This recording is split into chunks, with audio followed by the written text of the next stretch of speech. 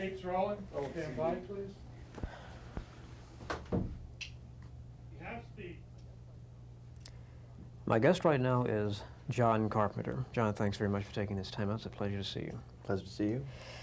Let me first of all congratulate you on your new film, The Thing. I think it's extremely well done. But let's clarify one thing. It is not, strictly speaking, a remake of the famous Howard Hawks film. Not at all. We went back to the original short story, which is called Who Goes There by John W. Campbell.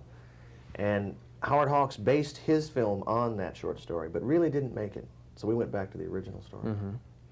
What do you know about the fact that, or non-fact, that Hawks actually directed that original film? When I was in film school, Hawks came down and talked about it, and I asked him the question. And he said basically no, that it was Christian Nyby who did the film.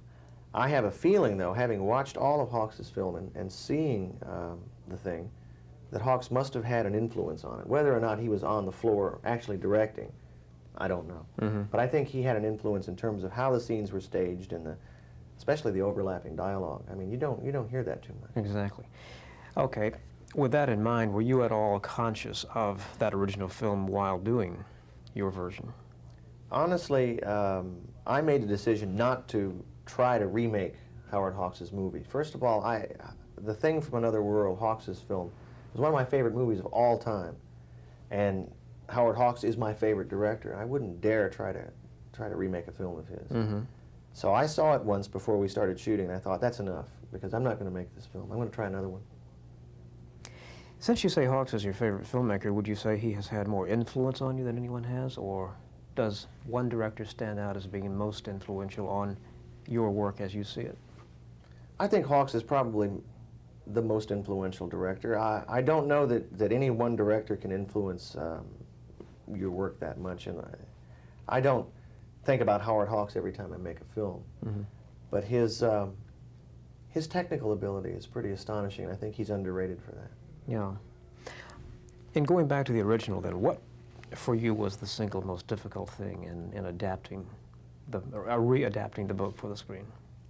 The original story, Who Goes There, was about a creature from outer space who can imitate other life forms perfectly and become them. And you have a situation where you have 12 men in an Antarctic station who don't know whether or not one of them or more of them is a monster from outer space. The difficulty in the film, as in any of these in a monster film, is believability. Because you really get down to something that is, well, where is it, and what does it look like? And most of the time the audience looks at the screen in a monster film, and here comes the monster, and they, come on, that's a guy in a rubber suit. I've seen that before. Our biggest problem was to make that creature convincing and different and strange and weird. Mm-hmm. And in the context of that, the entire film had to be very real. Wouldn't you say then that was precisely what you did in Halloween? Because the creature, for want of a better term, in Halloween was so vague in many ways that you never really quite were sure what he was, what he looked like, but his presence was always felt. I think the difference between a film like Halloween and The Thing is Halloween's a very stylized movie. It's right from the opening. It's not meant to be a real film, but it's meant to be almost like a dream. Mm-hmm. The opening shot, I think, set that up in terms of it is his point of view drifting through a house, ready to commit a murder. The Thing, on the other hand, is a story very much rooted in reality. And again, a monster is a different animal than, say, for instance, the Shape in Halloween. He was much more of a human, and he was much more of an understandable force, I think, to the audience. Therefore, I stylized him. The Thing is not understandable at all. It's something we've never seen before. Mm-hmm. So I went just exactly the opposite direction. I made him very real. The locations play a very important part in The Thing, and I think the isolation of it all added tremendously to the suspense. That was necessary for you to believe that those men were absolutely in the Antarctic. Mm-hmm. We went to great trouble to shoot the movie up in Alaska and British Columbia in very extreme conditions. From a technical point of view, what was most difficult about it was the simple fact of getting the thing the way you wanted it to look? It's hard to describe the process of doing that, but that was it, yeah. You're really dealing with almost a radio show. You're creating an illusion out of nothing. Now, sure, you have a sculpture or a rubber effect in front of you, but you have to use lighting and sound effects and to integrate it into the movie and not make it look like an insert, to make it really believable is extremely difficult. How many, shall we say, test patterns did you run through before you got what you wanted? We had a surprisingly high success rate in terms of shooting the special effects. About 80% worked the first time we did it. We tested a little bit in the beginning, and a couple of times we had to go back and reshoot things, but it pretty much was right there the first time. That's incredible. How would you describe, all right, obviously the making of a film like The Thing wouldn't allow for, I would think, a lot of improvisation, but how would you characterize yourself on the set when you're making a film? First of all, do you storyboard a lot of it beforehand, or the whole thing, or what? Well, it depends. Each film is a little bit different. On The Thing, we had to, of course, storyboard all the action sequences, because some of them were going to be shot months apart.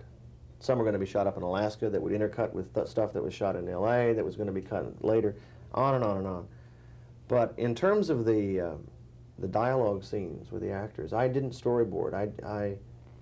I had 12 fantastic actors in this movie, and we rehearsed for 2 weeks before we started shooting, and made some changes in the screenplay and made some changes in the characters, and I pretty much would show up every day and work with the actors and see what they came up with, and then adjust it myself, and then let's go shoot it, let's make a scene. So if an actor initially felt rather uncomfortable with a line, you wouldn't have any qualms about letting him change it? Oh, not at all. I give the actors a lot of freedom in my films to change lines and make it comfortable for them. I think that's very important. Mm-hmm. You have done the music on a number of your films, yet this time you didn't. Was it simply a question of time, or? That was a big part of it. I didn't really have the time to do it, but I also had an opportunity to work with one of my all-time favorite composers, was Ennio Morricone. As a matter of fact, I got married to one of his pieces of music, the theme from Once Upon a Time in the West, which is one of my favorites. Let's talk for just a minute about film music, because obviously it's very important in film, and I'm, being a film music aficionado, feel it's tremendously important. So I'll ask you the question, how important is the dramatic score to you, and what can it or what can it add to a film? I think it's one of the most important elements in any movie. I think you can destroy a film with the music if it's inappropriate. You can also make the movie work. Everything is important, but music is, to me, primarily important. Especially in one of these films, in a suspense film. Boy, if the music doesn't work, you're in trouble.